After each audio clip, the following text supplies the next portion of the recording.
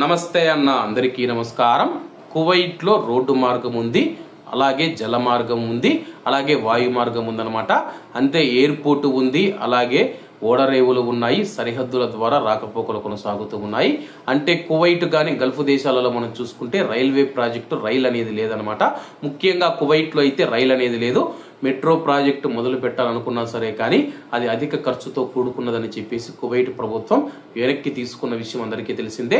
తాజాగా కువైట్ లో కొత్త రైల్వే స్టేషన్ ఎలా ఉండబోతుందని చెప్పేసి ఒక డిజైన్ కు సంబంధించి అయితే ఒక నమూనానైతే కువైట్ అధికారులు విడుదల చేశారు.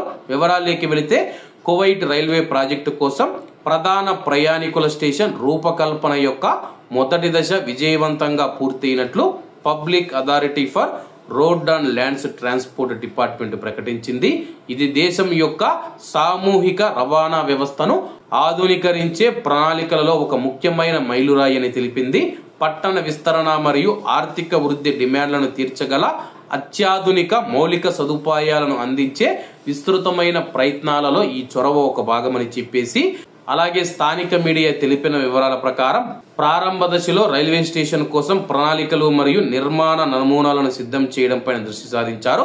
ఇది కువైట్ ను భవిష్యత్తులో గల్ఫ్ రైల్వే నెట్వర్క్ తో అనుసంధానించే కేంద్రంగా భావించబడుతూ ఉంది.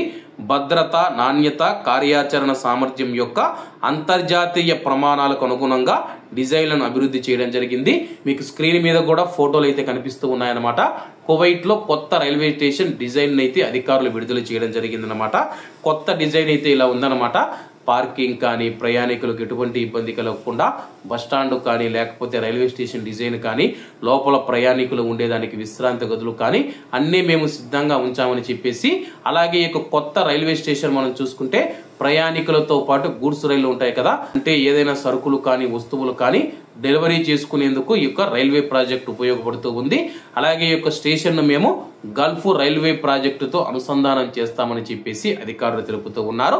కాబట్టి అందరూ బాగుండాలి, అందులో మనం ఉండాలి. అందరికీ నమస్తే అన్న, జై హింద్.